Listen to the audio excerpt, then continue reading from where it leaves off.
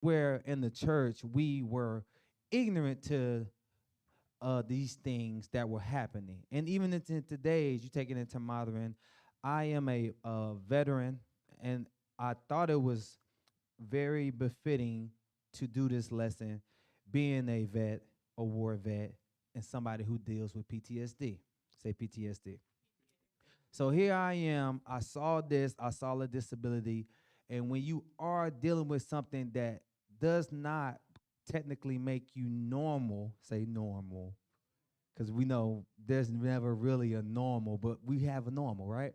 So, but when you have been converted or changed or altered to some degree, your lifestyle changes and you have to make adjustments. And those adjustments can be very grueling, tedious, very annoying, and upsetting at times for the person that's dealing with it, and even for the person that's indirectly with it. Can we say amen?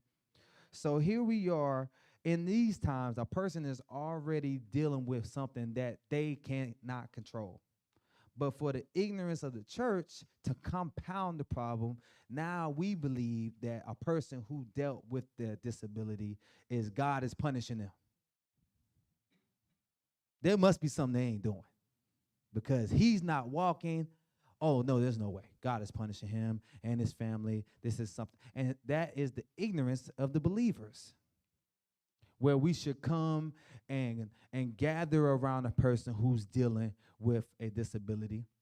It could be a mental, where we should gather around and hover over a person and secure them. We now talk and belittle and, oh yeah, they're going through this. And we do this not only in this physical and mental, but we do this in spiritual. As the church, we have put our mouth on people's and we did not know their story. We don't know that some of us, it takes a lot to get into these doors every Sunday.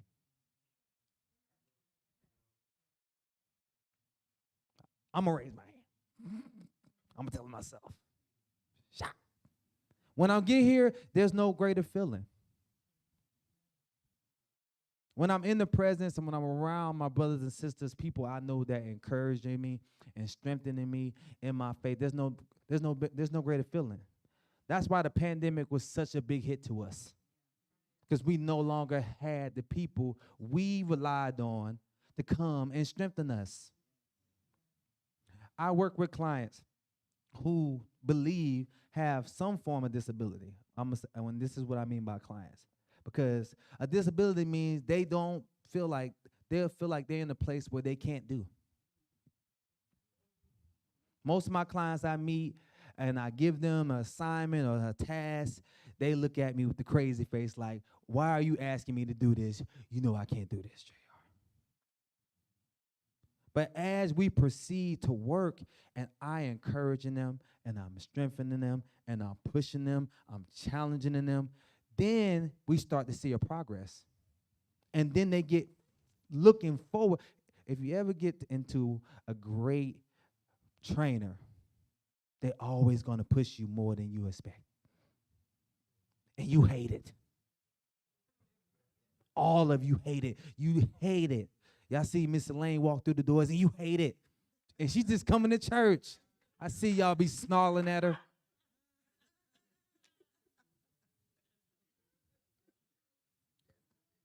My one of my clients, his name is Jerry. He works at the he's a doctor, and he met me at the gym. And he's been working with me for the last 3 weeks. And when I first met Jerry, it was a whole bunch of I can't do this, I can't do that, I can't do this, I can't do that. And I said, why do you want to be here with me? That's the first thing I asked him. Do you really want this? Do you really want this? Because if you want this, the can't, it has to change. Don't look at what you can't do in the physical aspect. Let's tap into what we can work on and what we can get to. So that's what the church failed in this one point today. I want you to know that we failed as a church in thinking that people who have disability, spiritual disabilities, they're not praying, they're not reading their word, but they're here. They are available, and we as the church have to be able to come and huddle over these people and give them strength and provide that care that they need so that when they are able, and we'll learn in today's lesson, one that they are able, it's a totally lift to the faith. Y'all with me? So let's get into the, uh, y'all have, do I have, I feel like mine's a little longer than y'all's. Is that supposed to be like that? Okay, so yours gonna be a little shorter than mine? Okay. Some of it. Are we dealing with the lesson context? B. Y'all have that in y'all's? Okay, Demetrius, go ahead and just come on over here. Y'all don't have to worry about raising your hands. I'm just gonna point and come. Let God use you. Acts 2:42 through 47 summarize the ongoing activities of the Just Birth Church in Jerusalem, which included miraculous displays after the day of Pentecost. Those ongoing displays are described as being many wonders and signs performed by the apostles. Hebrews 2 and 4 confirms God to be the one who authenticated the truth of the gospel preaching by signs, wonders, and various miracles. Although miraculous healings obviously brought compassion and relief to the afflicted, their primary purpose was to validate the truth of Christianity in general and the person and work of Jesus in particular. Today's lesson forms part of that large tapestry. Tapestry. Tapestry. We are not told exactly how long the events of today's lessons occurred after the day of Pentecost, but it was probably several weeks later. The church had been busy, including the ministry of the selling of property to provide funds for relief of the poor. The apostles were still in Jerusalem, not having returned home to Galilee. They and the other followers of Jesus met daily in the spacious portion of the temple. Activities included meeting in homes for breaking bread, fellowship meals that included celebration of the Lord's Supper. Okay, let's break down this first. Let's break down this first paragraph. Let's learn together. Let's tap in together. Let's see if we can pull off each other. Okay, Danny looking good. Um, that's just random, ain't it? But you gotta give credit where credit is due. All right. So this first paragraph, somebody tell me what was Jesus' purpose for doing his miracles? What was the purpose of Jesus doing his miracles? Don't look at your book. Y'all look at it, read it. Get out the book. Get out. Let's talk.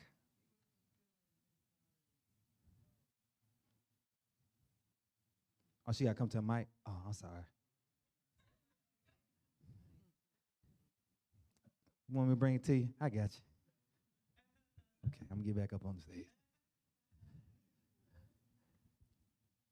He was fulfilling his father's desires, his way that God sent Jesus here to do a job in a sense. So he was fulfilling those wishes. Okay. Okay. Okay. Anybody else? He was showing his power and preparing them for what was to come. Okay. One more? One more person?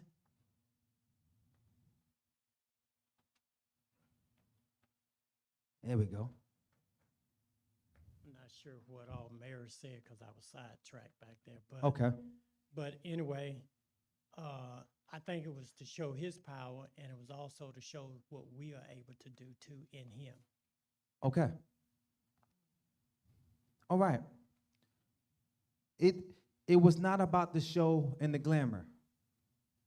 I guess that's what we all understand here. Christ came to fulfill a work, one. Two, to show the power. And even though Jesus Christ was Jesus, he didn't get the power without God. It was from his Father. That's where it was established from. It would be no different as if my sons, they look to I, they gather from me. So even though they're gonna have their own little power, it comes from I'm the source of that. So Jesus Christ was exemplifying that if you come through me, then look at the power that God can avail to you. It was never for show. It was never for glamour. So in today's society, the church is being crippled and disabled because everything now is for show. Everything's for glitz and everything is for glamour and everything is to show that a man, a person, has power. But it takes away the whole purpose of why Jesus did it. Jesus never did it for people to say, Jesus, oh man, Jesus, look at Jesus, look what Jesus did. No, he did it to show the power in what God is. And he will always take it to that. He will never take it to himself. And we're learning many, and you've read your Bible enough to know that a lot of times Jesus did things in secrecy and told people, keep between you and I. Now, you know us. We'll look somebody straight in the eye. Hey, keep between our eye, I got you. Man, I know he just did for me right now. He did something good for me. And it's all, but the whole purpose is he didn't want the recognition of that. He wanted to do his work, let it be to the will of the Father, and move on. And as believers, that's why the church is moving and so much disability, or I feel the church is crippled, is because it's more than that now. It's not about the will of doing what Jesus would do and doing what God wants to we exemplify as believers. It's all about show now. Social media and all this stuff now, people are quick to pull a phone out to show that they're doing God's work. Just do his work. Okay? All right, so let's get into the setting, and we'll start breaking this down. Anytime y'all are want to chime in, just come step up to the mic, and we can do that. So let's go with the setting. Afternoon prayers. Anybody?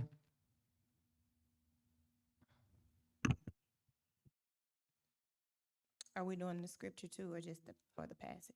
You can just read the passage. We Okay. already took care of the scriptures. We are presented with a daily custom of prayer that occurred at a specific time of day. We should remember that all the believers at this point were of Jewish background. There were no Gentile Christians until the events of Acts 10. Belief in Jesus and his resurrection did not cause Peter and John to abandon all Jewish practices. The same was true later for the Apostle Paul. Prayer had been important before, and it still was. 3 traditional times of prayer at the temple were recognized: early morning, when the priests made the daily sacrifice, in mid-afternoon, and at sunset. This is the second of those, at the 3 in the afternoon. The fact that Peter and John went up to the temple indicates that its location in Jerusalem was at a higher elevation than the house where they were staying. These 2 apostles are mentioned together in the same verse a total of 8 times in the book of Acts. 4 of those times are in today's text. The other 4 are in Acts 1:13, 4:13, 19, and 8:14. Before their journey was interrupted, these 2 men surely recalled the words of Jesus: "My house will be called a house of prayer for all nations." So they were. Matter of fact, let's do daily stations. Matter of fact, I'll take daily stations. And it says people suffering from disability were common sights in the ancient world, and no less so in Jerusalem. For someone had to be lame from birth indicates a condition rather than a tragic accident. So, like I said, we have a man here who, from birth, was disabled. Nothing that he did warranted this. There was no, like I said, we talked before, it wasn't no punishment or no judgment to his family, that at least that we're knowledge of. So here we are, a man who is faced with something, and now we put him in a place to where we judge him before we even know him. Right? So it says, his legs of this certain man had never been able to support his weight and allow him to walk. So if you are familiar with anybody who had to be retaught how to walk again, or they might have went through a session like that, it's a very uh, it's a frustrating situation. And if you ever have done, I've dealt with a few injuries myself where I then had to learn how to walk again, but it was a difference. I knew something had been altered, something had been changed. You know, I had tore both of my Achilles, so when I came off that, I couldn't just start walking like normal. I had to go through a healing process. I had to go through a re-stretching, rehab, all that to get back to just being able to walk like all of y'all just think it's so easy to do this. It's just so easy to do it. But when you go through something and it enables that, it is a process. Now, here's a man that's never crawled, because you know before you walk, you got to crawl. He's never crawled. He's never flipped over. You know, the kids, the stuff that you watch, we love the kids to do. Anybody who is a parent, you love those moments, and you like, I can't wait till they start walking, and then they start walking, and good God Almighty. All right. So this is a man that never experienced that, right? Although his physical condition was terrible, he did have two things going for him. First, he had family members or friends who were willing to carry him to the temple every day. Every day. Every day. Pick him up. Told him. Ain't no car, y'all. Told him. Some of y'all don't want to pick up folks for church. Then that's just twice a week. Where we at one now. Imagine every day. Picking, toting, placing, picking up, toting, take home. It can be, and even though you're doing something great, you can be doing something great and get frustrated. Some of y'all have been caregivers before. Some of y'all deal with people who have disabilities, and you're doing something great. You know you're doing a greater good, but even in the greater good, how many of y'all been frustrated?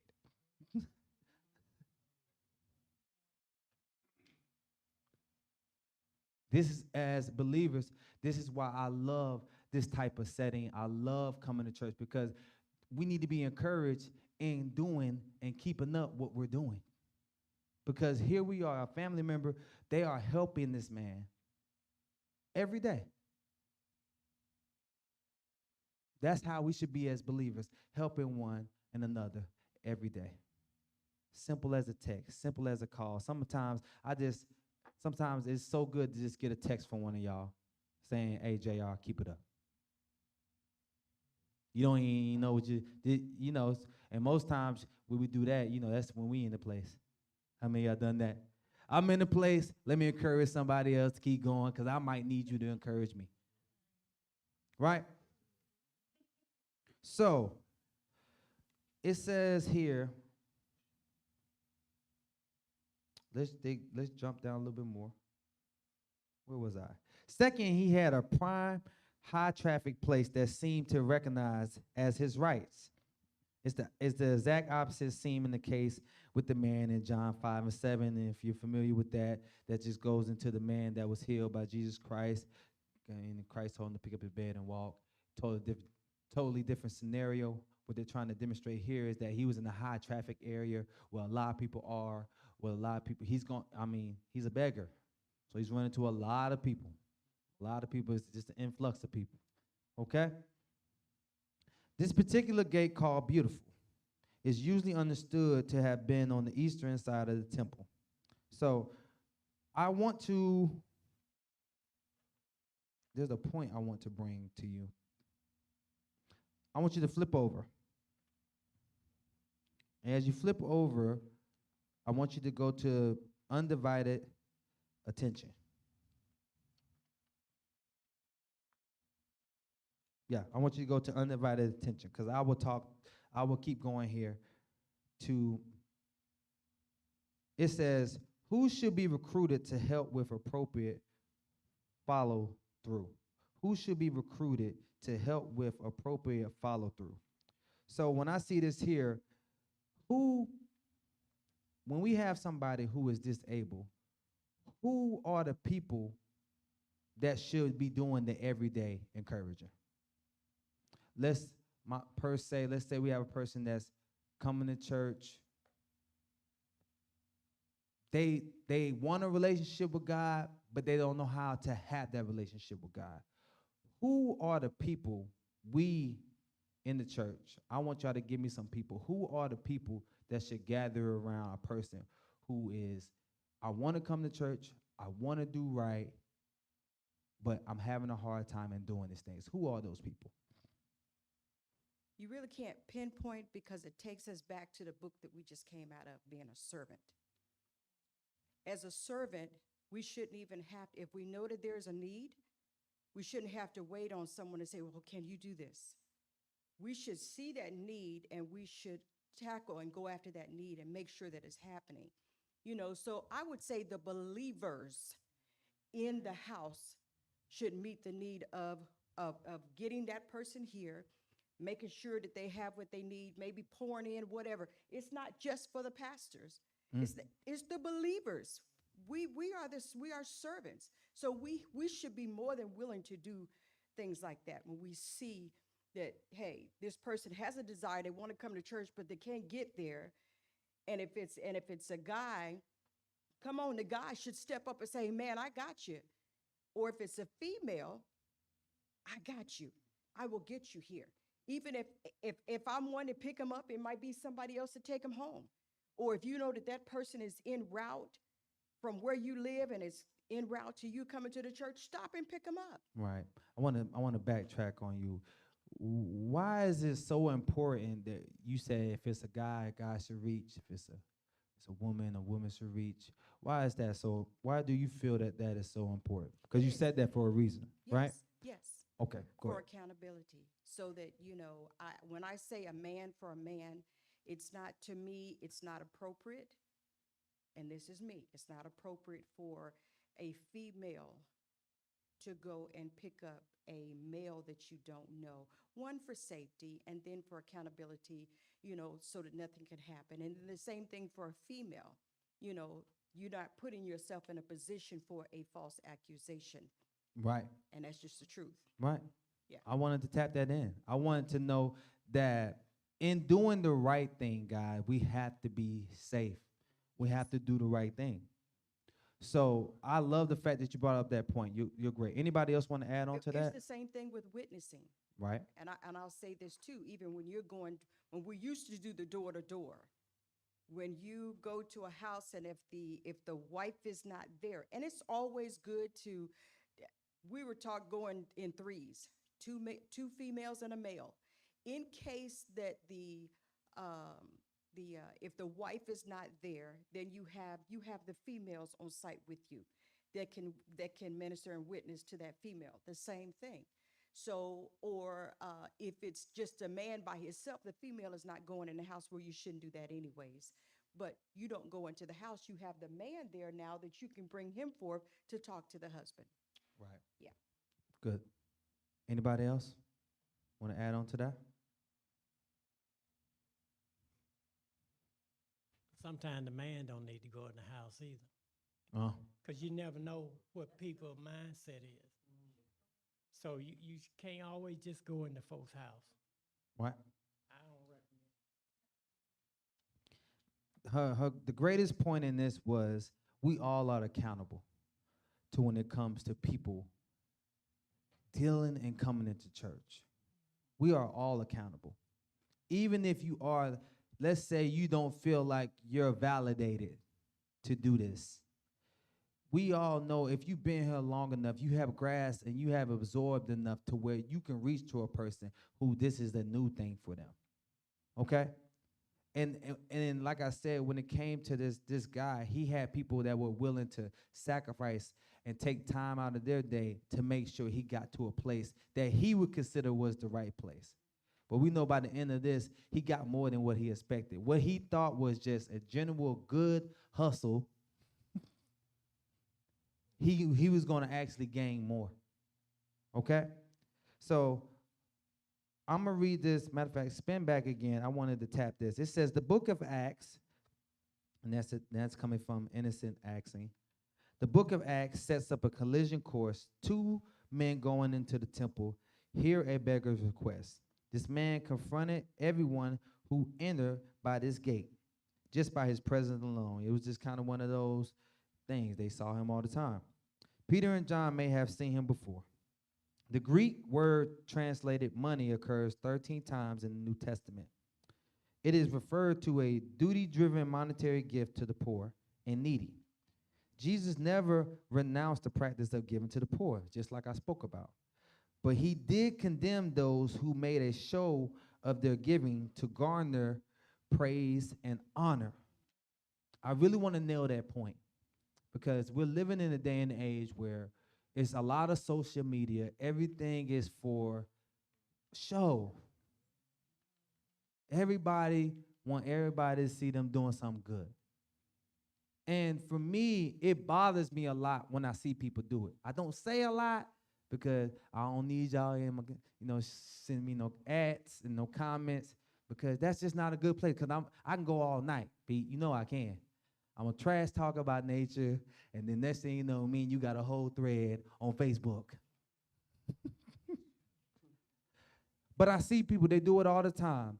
They're blessing somebody with a tip, and then you got somebody recording them, and they're gonna give them a $500 tip, and the person is crying, they're exposed. That bothers me. First of all, if you're gonna do something for me, why you gotta show it? I might not want to be filmed. That's the first. And then second, are you only saying that people have to know that you're doing good to do good? That's the only time you're going to do good is when people are watching. See, as believers, that's the ignorance part, just like when they thought that this man who couldn't walk was cursed by God for some reason when he just had a disability.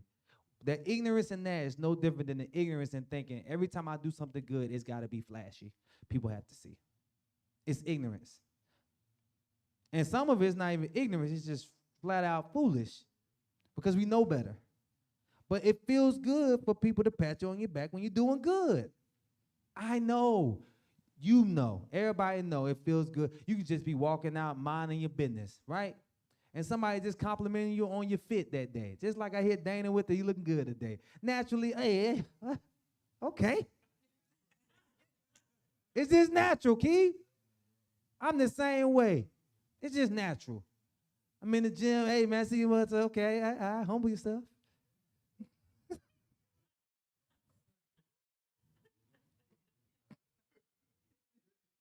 It's just natural.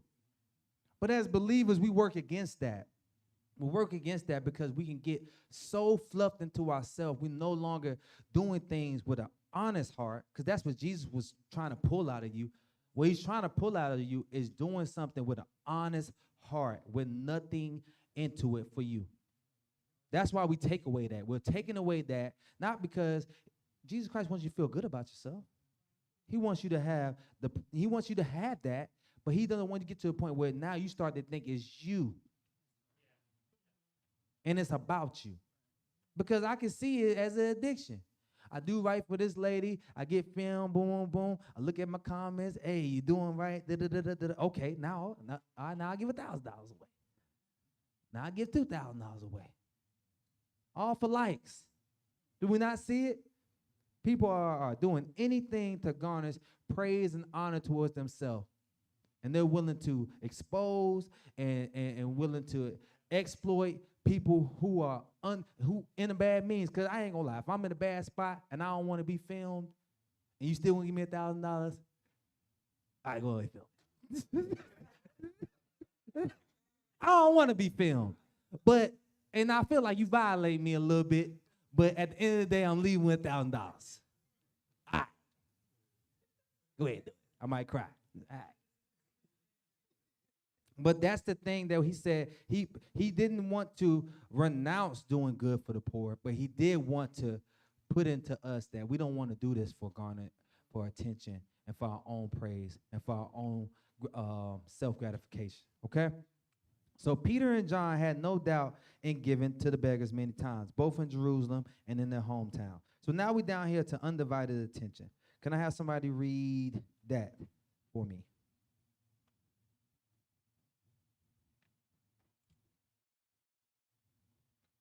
Peter, no longer the wishy-washy denier from Jesus' trials, spoke to the man with confidence. What Peter said first is interesting to compare with the previous verse in Acts 3 and 3. That verse indicates that the beggar had already seen the two apostles when Peter said, "Look at us." Therefore, the request by Peter wasn't for the man to do something entirely different, but for him to do something more intensely. That extra intensity undoubtedly resulted in making eye contact. In any case, the two apostles gained the full attention of the man. Go ahead and read forward a mission. Go ahead. All right. For unexplained reasons, neither Peter nor John had any coins. Peter expressed this in terms of precious metal coins, silver and gold. But we are given the impression that they did not have any copper coins either, not even a tiny bronze lepton. To shirk one's duty to care for the needy by not giving alms violated at least the spirit of the law, which required the people of Israel to care for those who were in need. Others observing at this busy gate would have seen the apostles' failure to give alms as being shamefully unprepared. Okay. So this goes back to tradition. Say tradition. So I found it funny when it said, neither Peter or John had any coins, and but some unashamedly, I ain't got no money. I ain't got it. That's what I was thinking. We all been there, been out doing our thing, and kids get me the worst. It's always the kids when I'm out and about, and they doing their little sales, and I know this is to help them better themselves whenever it is. So when they come and I ain't got no cash, I just feel some type of way. I get the fidget in it, and the fidget in it, you ain't really got no money anyway, but we fidget anyway, right? Because most of us got card, we ain't got cash, but somehow we get the pat. Let me, you ain't got no money. But in this tradition, and say tradition again, it was accustomed to keep something on them for these moments, all right? At least in the people who were being disciples or people that were working within the church, they were supposed to have this because they was always supposed to be giving something, okay?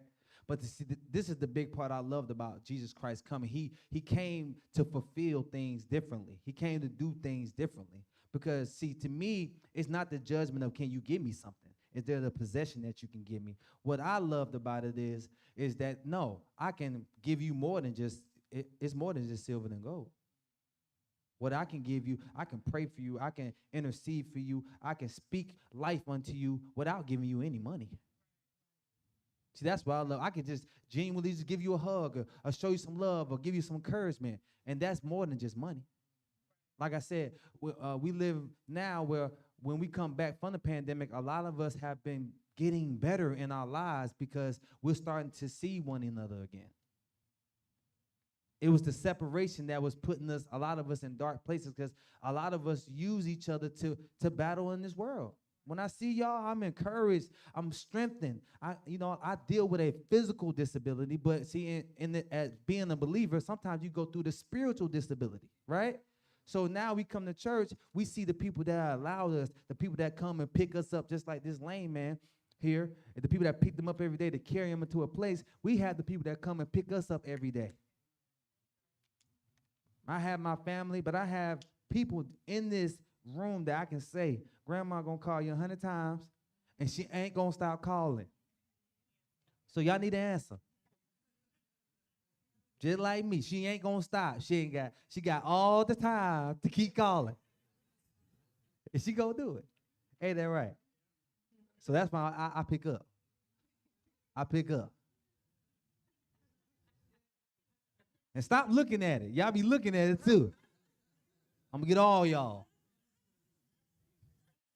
Ain't no but grandma. Let me give her 5 minutes. You about to spill your cup. But most times, I'm just using my grandma because that's, I like to cut her up all the time. She only whooped me one time. And that was on accident. Okay. I wasn't even supposed to get a whooping, Keith. Short story time. Say story time. Preacher came to my grandma one time, told her that I kissed her. But in my household, where we come from, she a New York lady. She don't play the kicking. when you kick, you get in trouble. Keep your feet on the ground. Stuff on the bottom of your feet nasty. So when Freezus told her that I kissed her, obviously it didn't translate well because she said I kicked her. So I get called in the house and get a beating I never heard of before. And I'm sitting in the room crying. And then she found out I just kissed her and come and tell me she's sorry. That might be the PTSD right there. It might not even be war. It might not even be war. It might have been that butt cutting because that was unexpected. It was life changing. To come in from a nice time outside to the straight beat down. I love you. I love you like cooked food. So Christ was coming to fulfill the law. He was coming to bring something different. So here they felt like I don't have nothing. But Peter, being who he is, I love how they said a wishy-washy denier. He was no longer a wishy-washy. How many of us been a wishy-washy? Coming to church, you believe, as soon as you get home, you don't really believe. He can do all things. I can do all things, T. But then as soon as it's time to do all things, I don't even know if he can help me in this. I can make it through. I can overcome. I don't have to go back into this no more. And then as soon as I'm going to fall back into it. I'm going to try it next time. But see, Peter had that conversion. Say conversion. And all of us at some point had a conversion moment where you realize it was Jesus who you needed. And once you get that conversion moment, it's hard to break that. It's hard to break that. So when you get that conversion moment, most of y'all in your lives, it won't be you that start to act up. It's going to be everything around you. When you get truly converted into Christ, it will be the people who are wishy-washy around you that start to get to you. Because the enemy know I can no longer get to her. She's strong. So let me use her child. Let me use their situation. Let me use their circumstances to get you. Because we all know when it comes to our family, we love hard, right? And that'd be the first one acting up. Because we converted. The first one that acting up is one of those wishy-washy kids. They go to church, but they don't really go to church. Okay. Been there. I'm a testimony of a wishy-washy kid. As soon as I left this church and I went to Hawaii, I ain't touched church no more. Sunday I was washing my car, buffing it down, looking at it. It used to bother me that people talked about church because I knew I was running from what I had. I had to go through what I had to go through, and I had to go. And the funny thing about it is when you are wishy-washy, you are more hurt to the people around you because you know you should be doing right. Think about how many people we hurt on the way here. Think about it. The person that we could have been driving and being a force, we were, man, don't go. Don't do that. Yeah, all that. That's that disability that we're trying to break. We're used to doing this a certain way every day, coming to the same spot every day, but God was going to reveal something different in this situation. Say reveal. All right, cool. So, invoked name. Let's read that.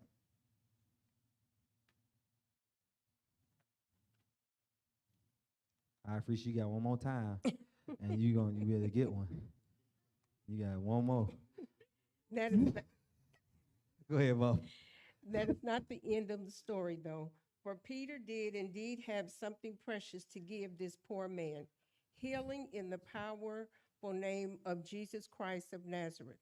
Peter did not present himself as having miraculous powers. If the man were to walk, the power would come from his Lord. Stay right there, Mom. So this is where I was tapping into. The wonders and the signs were all to give praises to Jesus, but it was to signify the power of God in him. It was never for show. It was never for the things that the, the self gratification that people get from doing these healings. It was never for that. So Peter didn't have that, but Peter had the authority to speak life. And that's what we're seeing here. Okay? Go ahead, Mom. Some have suggested that the man might not have wanted to be healed.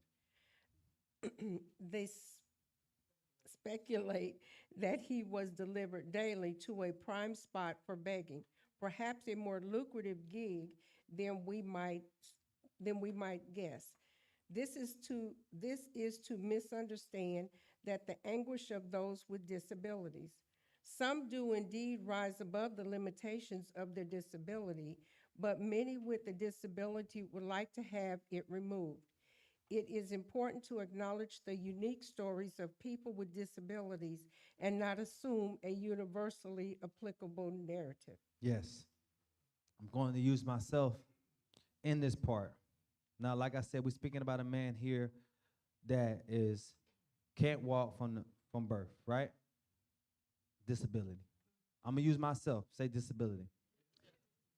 One thing about me when I'm dealing with PTSD, that's post traumatic stress disorder, it can come in many shapes and forms. It's not all war related, even though war has this construct. It's a lot of people that deal with it, okay? But the biggest thing to a person that deals with it is we tend to isolate. We tend to get away from everybody. And when I used to really deal with the effects of this, that was one of my first go-tos. I'm telling you. And if you are a person watching somebody on the inside, they'll say something like, I just need to be alone for a little bit, get my head together. Blah, blah, blah. You know, it becomes like in here, this man that was lame had got so used to being not able to walk no more, he was just okay with going and getting a little money. He was feeding off his disability. So if you're a person that deals with a disability such as I can almost be able to get away from responsibilities and handling my business and taking care of stuff and being there for my children and being there for my wife through my disability. I can't do much, man. It's overloading me. I can't do it, right? But if the people around you are not able to push and challenge you and they can enable you in this situation. So he didn't even know that the people that were actually taking care of him every day, family, friends, were almost being enablers because he had got so used to this situation. Now, like I said, doesn't take away like he was lame, like he was actually going through something. But the thing is that he had gotten so used to it, he had become a beggar. It's a hustle now.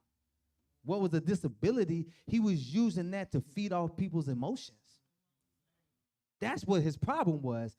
You're taking something that you can't control, but now you're working on the hearts of the people with it. Is that the way that you want to live your life, where you're taking your disability and you're working on the hearts of the people with it? You're manipulating people with it? Some of us go through our daily lives and we have things that have altered us. But when we start using those things that have altered us to now prey on people, because if I show a little face here and I do like this and I say I'm not having a good day, somebody might come bring you some food, and as soon as they leave, all of a sudden you heal, you feeling better. I got dinner for the night, then give me a little money, okay, then came and got the kids. I'm feeling good, I'm healed. Walking around the house, I'm healed.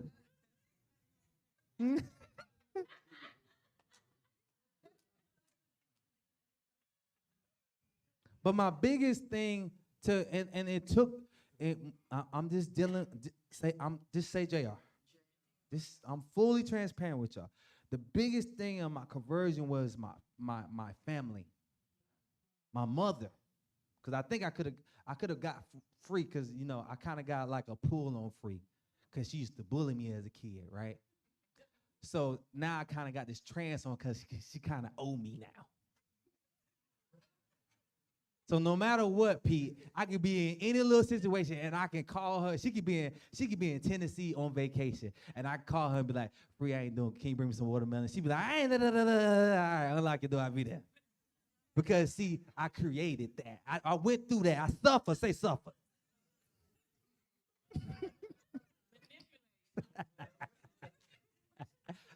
But the biggest part of my transitioning when it came to dealing with my PTSD was my mother. I'm talking about when I would go through those alone spots, you know, I used to try to act like I wasn't going to answer the door. I used to try to act like I wasn't going to answer the door. So I would get real quiet. And then all of a sudden, my garage started opening. And that wife of mine, she was just letting her in. We'll talk about that later. And as soon as my mom would come in, she would just start opening up windows. Just opening up windows, blinds. You know, if you go to my house, I got a lot of shutters. And one thing I hate about shutters is when they let the light in, they let the light in. Like as soon as you crack them things. So my mom would come in, she would open all the shutters. She'd be like, get up. I'd be like, Mom, go on now, get up with the covers back. I was in a place. And she saw me. And the thing about it is but she told me she was Peter. She was telling me there's more to you than this. This doesn't define you. It was a real moment. I'm not faking. I'm a man who deals with it. Nightmares, wars, dreams, things that can really change a person. I deal with that. But to her, she came with more than silver. This is better than silver. Look at me, son. Stand up. Walk. Wasn't always the best at that time. It didn't happen overnight, but she never enabled me to that because I could have fed on that my whole life. And then who would I be today? So we have to know that as believers, there are people who are dealing with things in your family. But you have to know that you can enable them to stay where they are. And they'll start using it. It will be just like this beggar it was a lucrative gig. That means he was making money. When you hear somebody saying gig, that's short term for I got to hustle. That ain't just no little chump change. I've seen people, I'll never forget this. And then, like I said, I like to have my moment. We're going to stay on time. We got to 10:30, right? 10:45. Oh, good God almighty. But I remember, I'm just telling you a story, and like say disabled. I'm just talking about things I've seen people use to their advantage. Okay? So I was stationed in Hawaii, and you know, you never got a lot of money in the military, but it's always coming, so it make you feel like you got a lot of money. It's not like they're really we might be the most bogus people in the world, but we don't look like it because we get that money. You know, you're eating at the DFAC. You know, you're saving money, and you know they do your teeth for free. They say. I think my teeth got worse in the military. I'm better now. But either way, you know, somehow we had a pocket full of money, right? So I'm in Hawaii, and I see this lady. She looked like she's dealing. You know, she's homeless. She's homeless. She looked like she hasn't eaten. You know, me, hard guy, going to get something to eat. She catch me on the way out. I'm like, you want to get something to eat? No, I just need some money. So at that time, being I'm talking about 18 or 19, right? Very gullible, very naive, okay? I just need some money. I don't really need nothing to eat. And my heart is driven because I see this woman. Look like she's really going through something. So I'm about to give her money, right? Give her 20. She gives me another story right then. She's like, yeah, and I'm going through a heart transplant. I need a heart transplant. And in order to get my heart transplant, I'm saving up money to that. So somehow she's up to 60, okay? So she's up to 60 on me. Now, granted, Hawaii is normally known for nice weather, right? But today it's a little hot. So now we both out there in the brisk sweat. She done got me up to 60. So now I'm standing there. She's looking at me. I'm looking at her. And I'm like, okay, I've done for you what the best I could do for you. My prayers is you for your transplant. I really just came to give you food. You up 60 on me. This KFC, like you can really walk out here with a family pack. So this where she triggered me. Say trigger. So she says to me, yeah, but you gave me 60 or you gave me this amount, but I had this transplant. I really needed more. Da, da, da, da, da.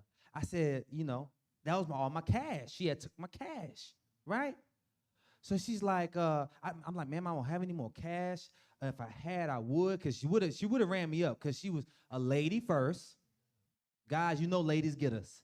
So she was a lady first, and then she seemed like she was in distress. So she already had took all my cash. So here we are. She's saying da da da da da da da, and I'm like, I ain't got no more cash. And then she hit me with, she said, well, there's the ATM right there if you want to go to the ATM.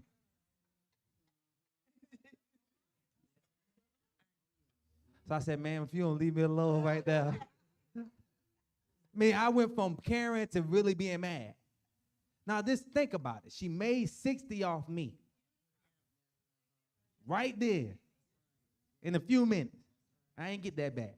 Now, if she was a guy, I probably put hands and feet on her and got my hand back. But I thought about my mama, and I ain't put no hands and feet on her. But just think about that. That is a gig. She got me for 60. And she was catching there, and then military. She's around the military base, so I'm not going to be the only military guy. So think about how she can make in a day. That's a good spot. And y'all go around here in Columbus, there's a few of them. There's a few people, they work it good. And they might have got a few of y'all. But that one time you look at it, you be like, all right, you ain't going to give me today. But that's what it was with this guy. He thought that this was life. This is what I can do. This is what I'm good at. This is all I can do. And that's what the enemy wants you to believe, is that you're just this person and this is all you can do. This is all you're capable of.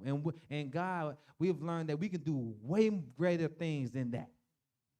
I'm talking about some of you in your personal relationship with God. You think this is all you could do.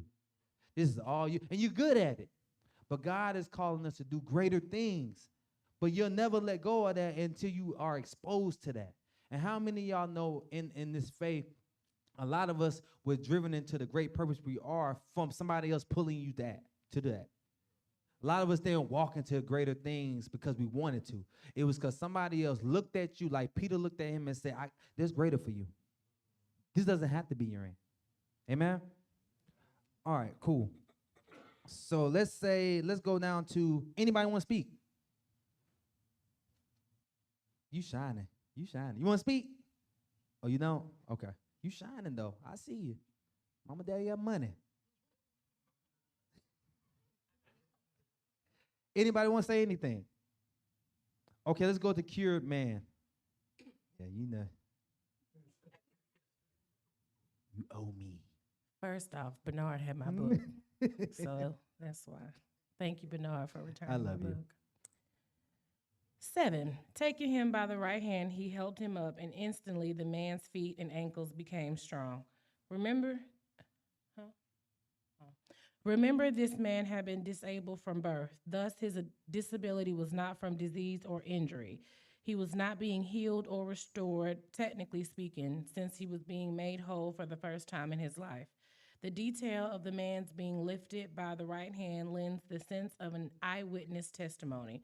We further note that the right hand can indicate honor, as the left hand indicates dishonor.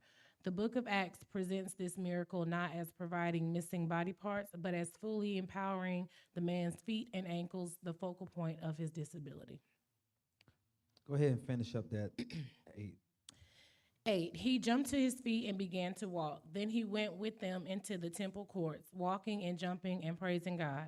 There is more here than having made this man's feet and ankles whole. He also learned to walk and jump instantly. Toddlers take months to learn to walk well and even longer to learn to hop about. Adults who have suffered traumatic injuries to the spine or legs can testify to the challenge of learning how to walk again. With this man on that day at the temple, the psychomotor controls in his brain instantly knew how to make his legs work. Not only could he walk, he could jump, which is an advanced stage of using legs and ankles. Leaping was not stage two for him. Rather, it was the first thing he did. The man's newfound physical abilities were accompanied by a sign of spiritual help, heath. As he was walking and jumping, the man praised God. This would be appropriate 100% of the time such a miracle happened. But surprisingly, it did not. So we're talking about, you're good. Thank you. So we're talking about here, and I want you to underline, since he was being made whole for the first time in his life, I want you to underline that if in your book, and I want you to put by it being converted.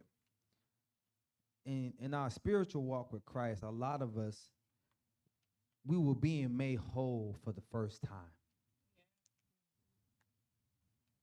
I say that to say this, is that before we had a true relationship with Christ, a lot of us came with so many voids and disabilities. I'm not talking about physical. I want to talk to your soul today, okay? A lot of us came with those voids and disabilities that crippled us. And the enemy is so keyed and smart in that area because he will allow, he will speak to you that this is all you can be. This is all you will ever be. He will use your history. You know, your daddy was like this. You know, your mother was like this. You know, this is a history. He will use all that to keep you in that disability state, to make you feel as if you are less than. So here, this man being made whole, it was the first time he felt complete. I'm talking about on the physical aspect. This is reality. You know, you haven't used your legs in a while, and then all of a sudden you get some fresh new legs. If you really think about it, it was good cartilage in there and everything, because he hadn't done that. So he might have mowed through the legs. You know, he might have dunked a little bit. That's the sport guy in me. Like, if I had a fresh pair, a lot of us sport guys, you know, as we get older, we want better knees. Y'all take this shook his head. If I just had a better knee right now, I could have a lot more respect out here. So here we are, a man who is being made whole completely in a physical aspect. You can only imagine how he truly felt. Because his whole life, he was just this lame man who could not walk. And now he's being made whole. And I want y'all to keep that in mind when you're going through this walk in Christ. That first feeling you got when you first gave your life to Christ, where you were converted, and I say truly converted, that feeling you had, there was no feeling like it, right? Because you now felt like, I can take on the pressures of this world. I no longer have to do it myself.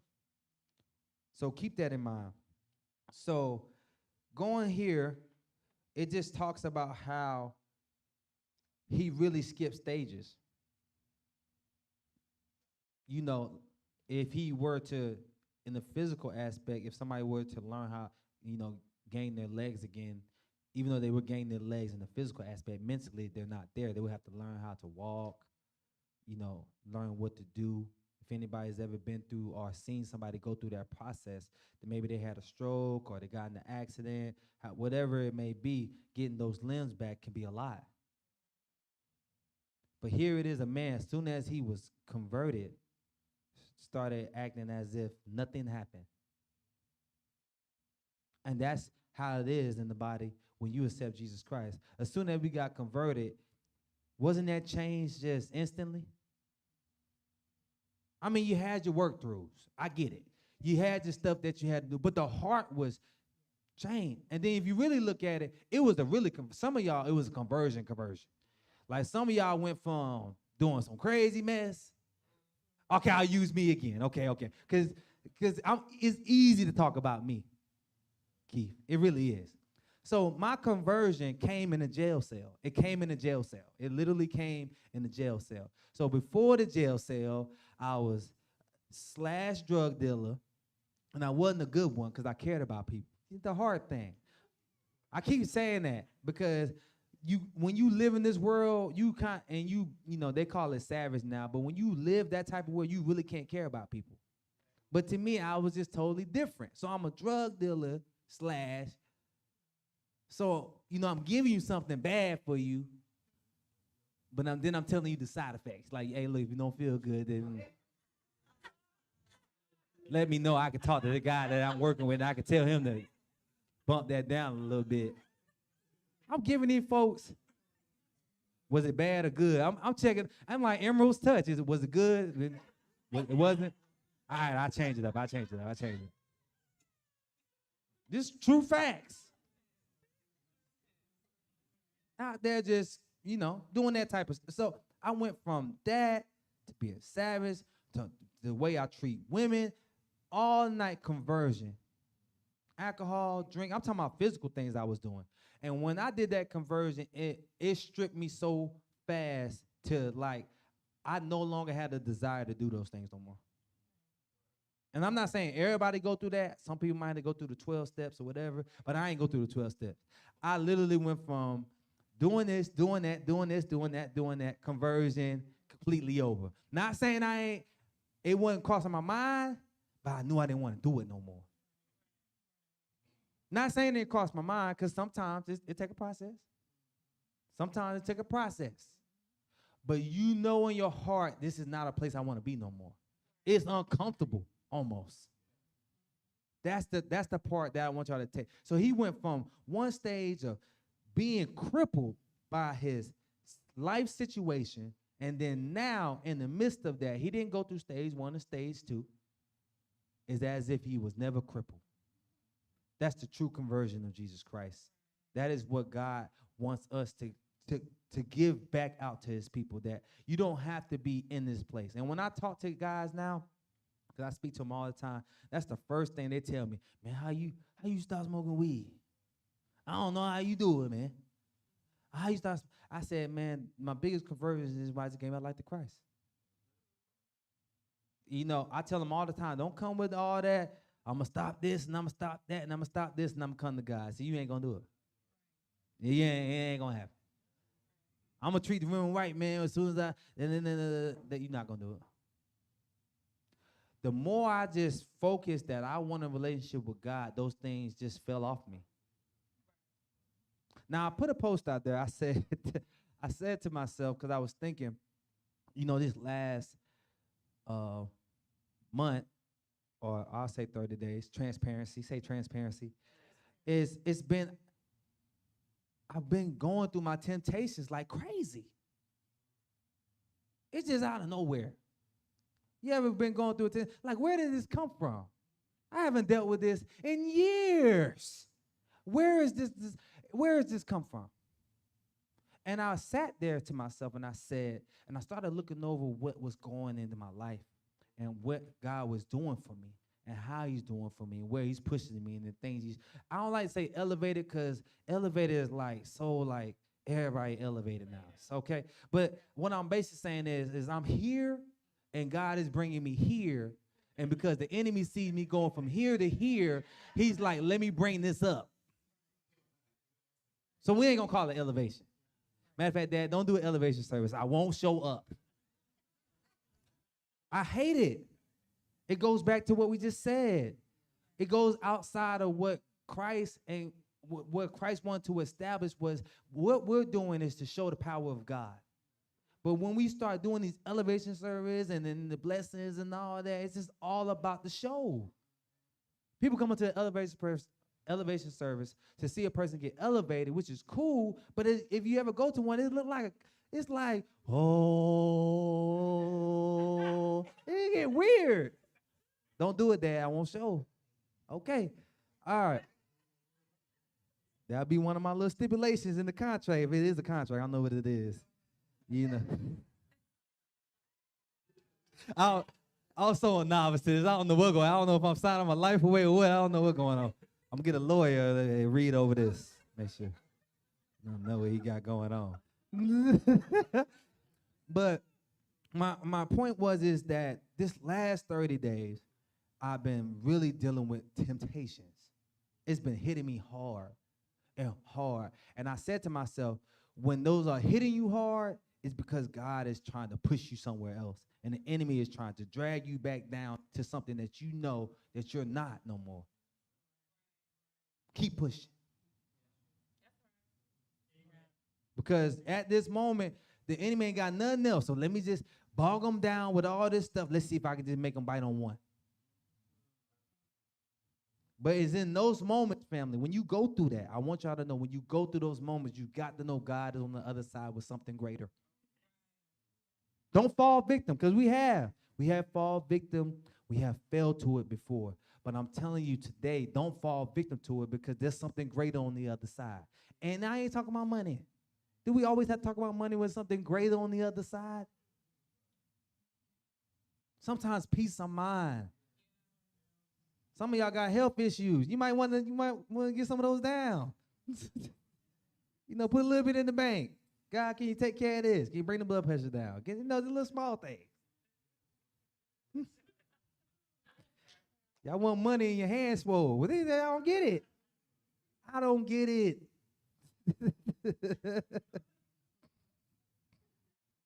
The full conversion of God, and when people see the full conversion, it's like it's no different than me when it comes to, what I do in as being a trainer. People are inspired.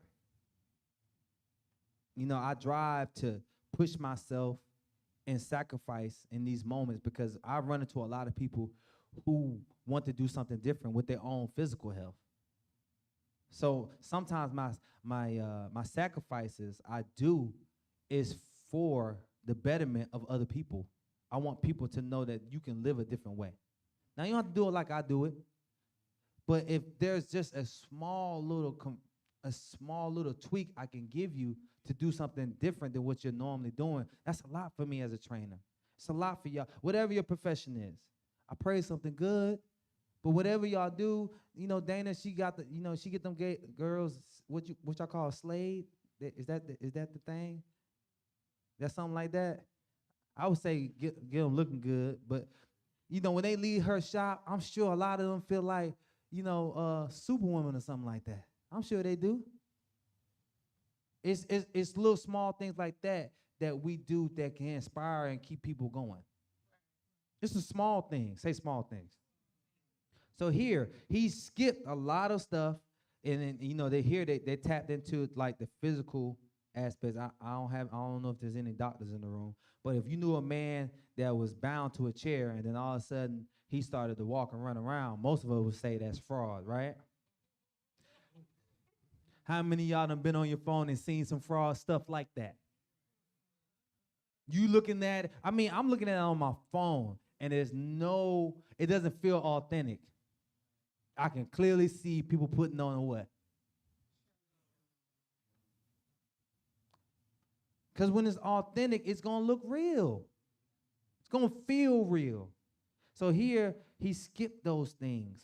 He skipped those, and now he's a man that's fully healed. Say healed. All right. So jumping. Anybody got something they want to say? Don't feel shy. Come on. We here now. Coffee done kicked in. Miss Tammy, that coffee done kicked. That's coffee. Miss Tammy, coffee done kicked in. Her eye was like this. She came. Now she like this. She full wide. She got my 6 in here. I'm at 12 and she got my 6. She came in like this, but she got, all right. I'm done. I'm gonna leave you alone. Go ahead, Miss Tammy. You're not done.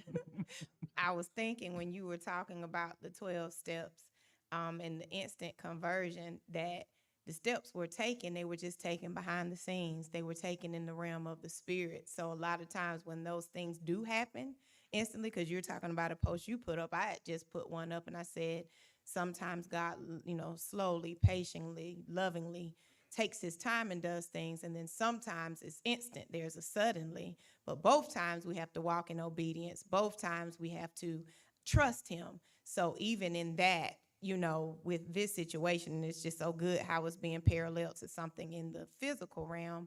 I just think that it's important, no matter how it comes to us, to know that there were great steps, great work. When you mentioned mom and what she did, I mean, she was on her face, all that time. So Right. what you experienced in that instant, in that suddenly, was because of all of the laboring, all of the steps that had already taken place. And we just can't take that for granted, like you said, with pulling on one another and being girded up, even in those simple things, text messages, phone calls. And I think that's something that we can all do, better at. I know I at least I try.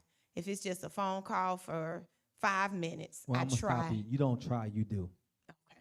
We tend to do that to ourselves. I told my client today, yeah, I said, man, you're doing good. You're making progression. Yeah, I tried. See, right there, I stop it right there. When you are putting forth the effort in things, you are not trying no more. You are doing. So give yourself. See now that's why I like to build people right there. I like to put that little fire on the people. No, you're not trying. You're doing because anybody in here can say that she has came at some point and encourage you in that. So you're not trying. And we all can do better, but I want you to know you're not trying. You are doing, and keep doing. Thank you, sir. All right. Don't say it again now. All right. Hmm? Hmm. Anybody else? That's singing right there. He lives. All right. Here we are with Amazed Crowd. Let's get somebody to read that.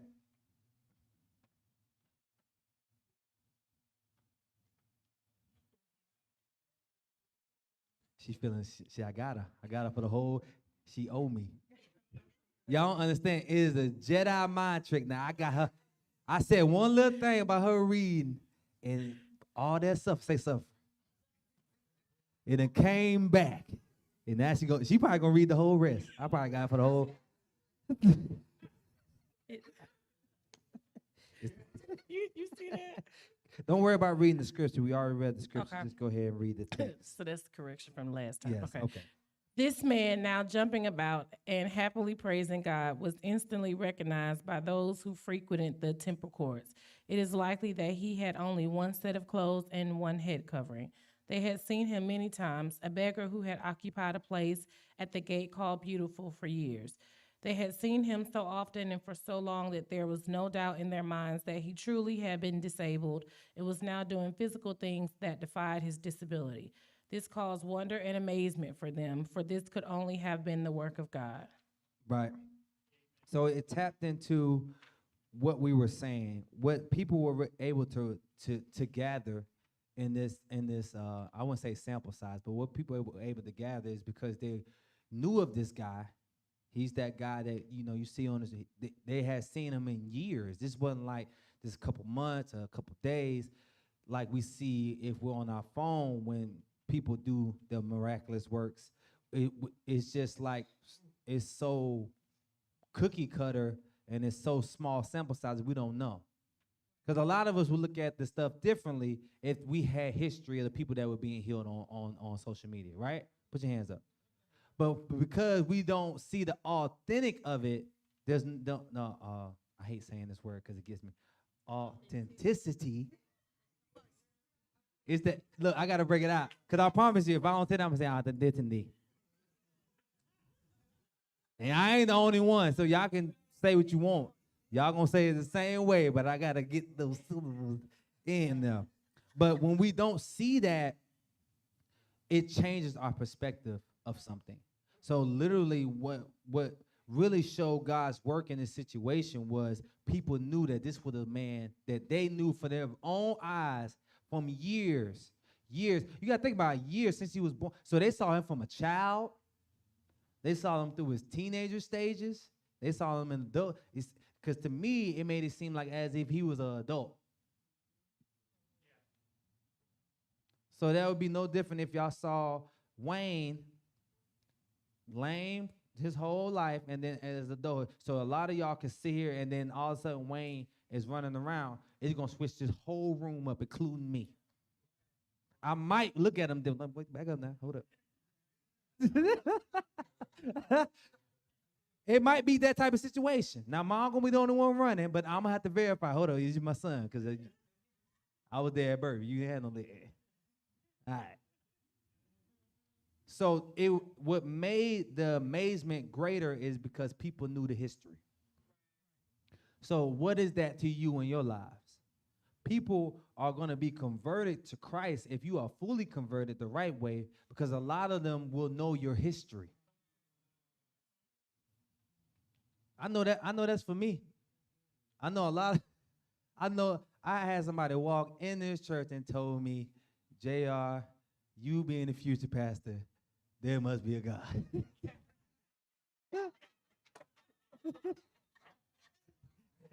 And not being buffed up, I looked at her, I said, man, me too. I ain't buffed up. I'm willing to concede on this because I couldn't see it either. I couldn't. What is that to the people that are around you who are watching your lives? Watching the history. And it's not even I promise you, it's more than just this pulpit. People have seen the conversion of you and like, is this really Mo? Is this really Yante? I mean, if y'all just listen to a couple of Yante stories, I promise you. Is this really Yante? Him? When it's fully converted, we already talked about Peter being the wishy-washy. See, if you wishy-washy, you 1 minute you with God, 1 minute you not with God, it don't hit the same. They see you, but they don't see you. But when it's fully conversion, it hit different to the ones who are around you because they know your history. So just keep that in mind. When the enemy is trying to drag you down to a place, he wants to take that amazement away. He wants people to view you like we view the people who healing on social media. He wants folks to when y'all see it, don't it bother you? That's the same way with wishy-washy Christians. That's why we can't fill these seats, because we got so many wishy-washy Christians. The people are bothered to come here because you're this way here and then you're this way there. But when it's fully conversion, it's respected more. And I actually say story time. I was working in a prison for juveniles.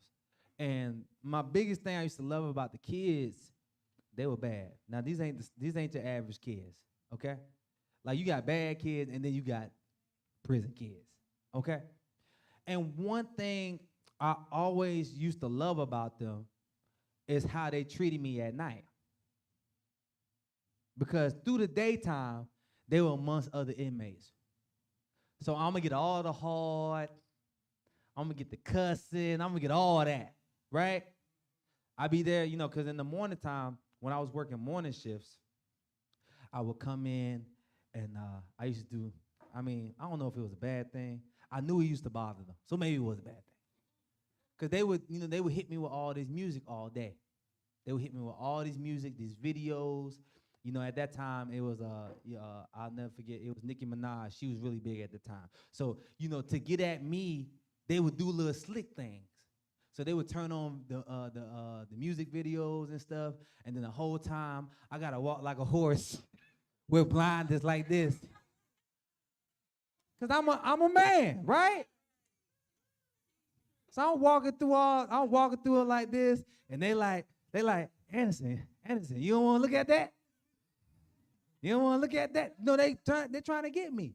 So when I got switched over to first shift, I would be the first one to get a hold of the radio. Everybody sleep. So I hit him with Marvin, sat early in the morning. I'm talking about I opened the door and everything. He saw the best in me. And I didn't mind getting physical, so I would get right next to their bed with everyone else. So, Mom, you can see me. I was like that. Can only see the worst in me. Right by their bed. And I would get all this ripped, all this crazy. They would be down to me all day. They'd be cussing me out. We don't believe in your Jesus. Ain't nobody trying to do that. Ain't all that. But when I got switched to night shift, I loved it because everybody would go away. And when everybody went away, one thing I noticed about these kids, a lot of them have reflections. That's one thing about inmates. They had those, because at the end of the night, they're not home with their family. Some of them are in there for some real stuff. So all of a sudden, I hear a knock on the door. Anderson, can I talk to you real quick? Everybody sleep. Be like one couple of inmates hit me. I walk down there. They be like, yeah, I want to apologize for earlier, man. And yeah, you mind praying for me? Oh yeah, man. Anderson, you come down here, man.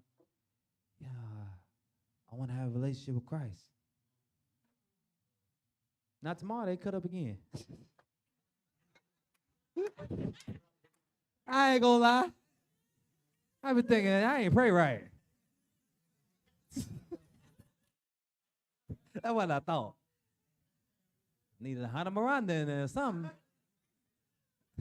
Retie my bow tie. You want to learn how to speak in tongues? Retie my bow tie. Put it all together. Retie my bow tie. You're in the game. So, so what I've learned is they respected me in my conversion. They put on the front in front of everybody else. But when I left that facility, I knew, they knew I was a man of God. Miss Cora or Miss Christie, she was Cora, I can't say that, Miss Thomas. But I met her there. And if you ever hear a story about her, is she would come, when she first started working with me, the whole table is full of Bibles and writings and everything. I used to be at it because I was trying to keep myself up first. But second, it allowed me to get into the studies. It allowed me to put that time in. Like, I love when you said the steps, because I didn't know that in those moments, it would be those same things that now I pull back and I look back at all those times I was writing. It's a reflection for me. Oh, yeah, we got to keep doing this thing. So when we have to understand, it really helps the body, this world, when they see true conversion. Just like this lame man who was converted in his physical body to now walk around. The people that left that, the people that saw that, and the people that was a part of that were forever changed. They really seen the trueness of Jesus Christ and what God's power is. So keep that in mind when you're living your lives in the true conversion. Be truly converted, because when you are, it hits totally different. And Peter was a prime example of, That's why he had to go harder, in my opinion. Peter had to go harder and extra because people had saw the wishy-washy. What's the odds that he went certain place? They're like, man, there ain't nobody but Peter, man. That's the one that denied Christ. Ain't nobody respecting that. So he had to be extra. But the ones who are truly converted, all you have to do is just live your life.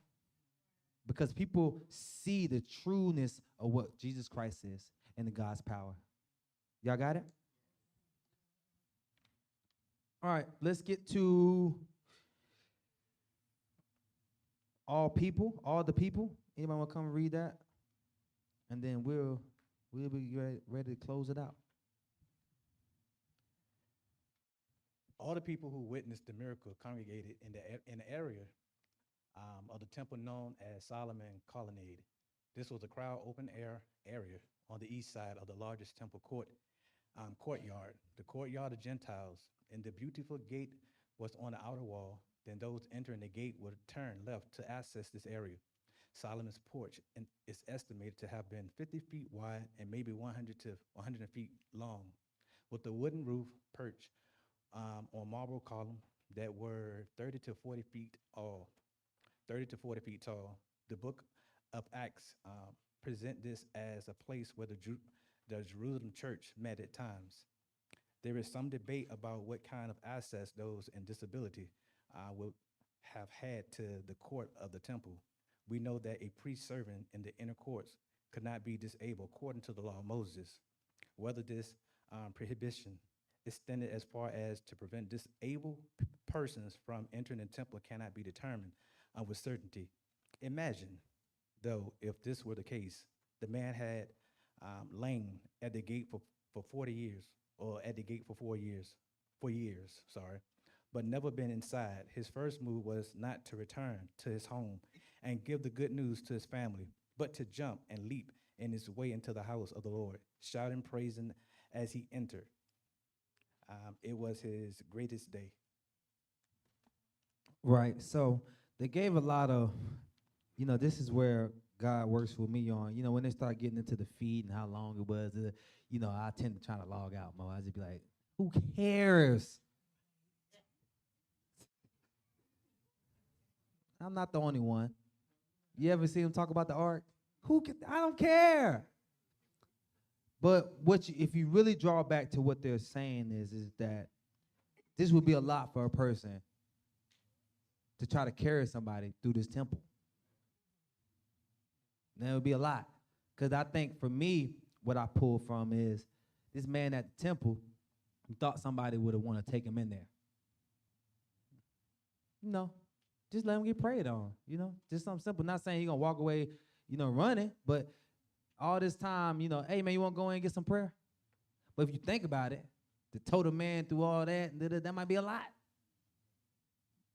Top him here, the temple, come down the steps. I mean, some of y'all, you ain't light.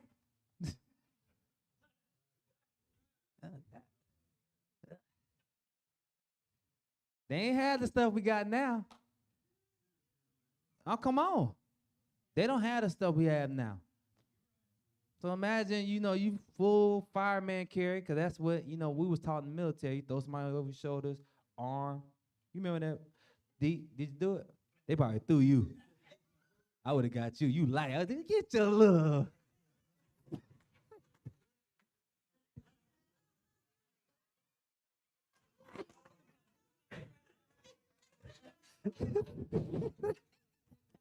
Get in this pocket and shut up. Nah. I'm sorry. But the purpose, well, I'm basically was stating that in the military, we used to do trainings where we would have to work on getting out of a situation. So we would do fireman carries. That means you put somebody over your shoulders. And most times, to challenge us, they would try to get somebody who had a little bit more weight. You want, like, for me being a good sized guy, they wouldn't put Bonnie on my shoulders. They'll throw somebody like Keith on my shoulders to give me a test. And y'all know Keith long, so when Keith get up on my shoulder, his feet still on the ground.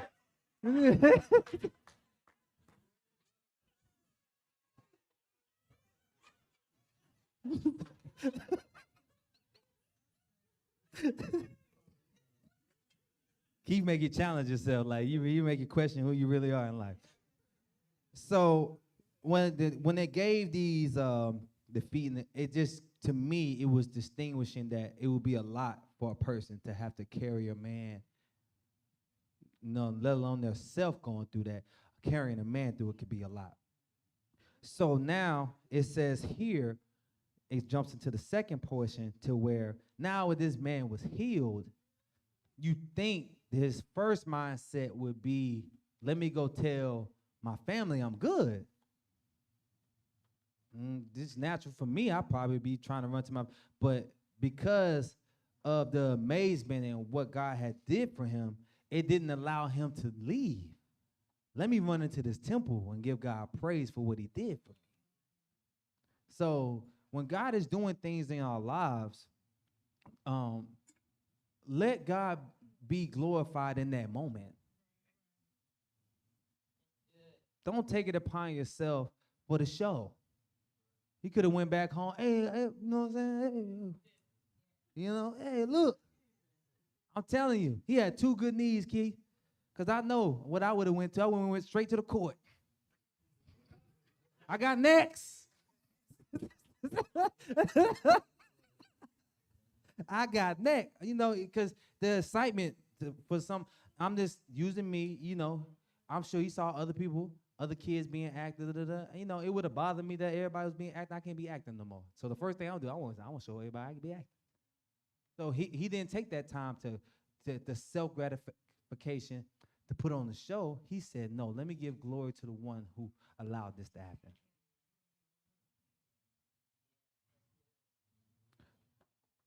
Come on.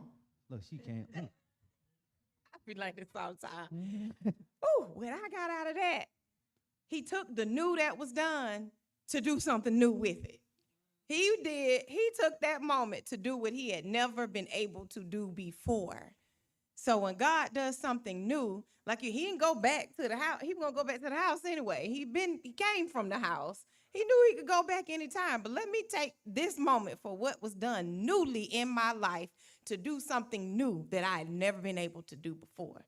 So when God does that new, back to what you said, it's the conversion. This was outward, but whatever is inward, in that moment, let it arrest us.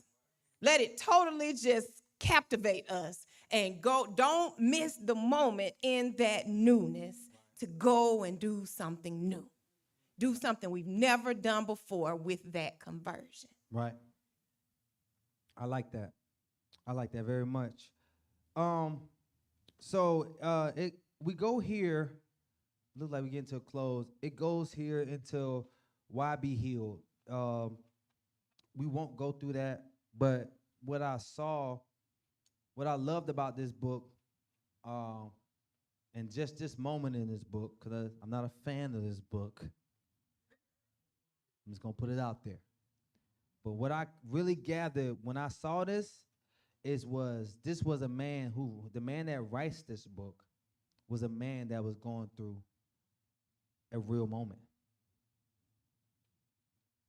Here he is, and you can read it on your own time, but this was a man that was facing, he was 61 years old, he had some symptoms, and when you in a troubled time, you'll try anything. Say try anything.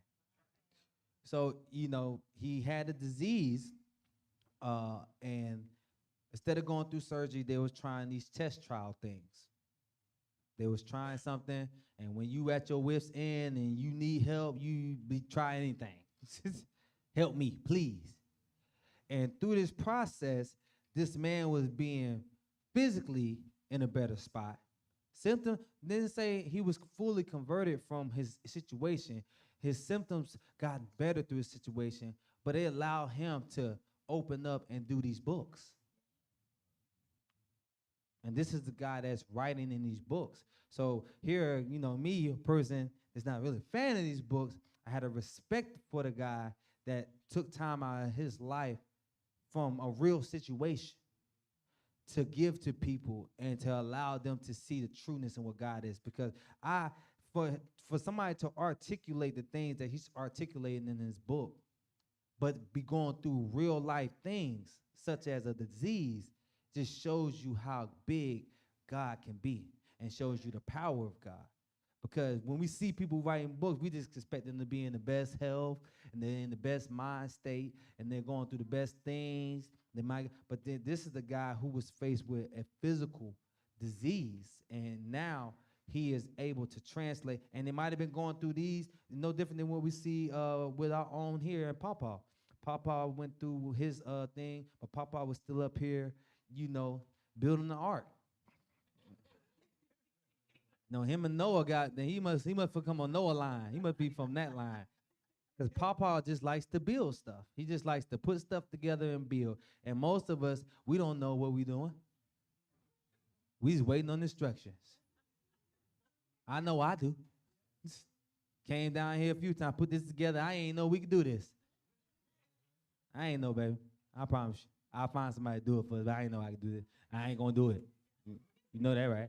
All right. So, but it was one of those things that when we put our hands to it, we look back. I know we look around here, sometimes we be like, man, we really did that. And Papa was the one that we inspired off. And here this man was going through a physical. He could have did what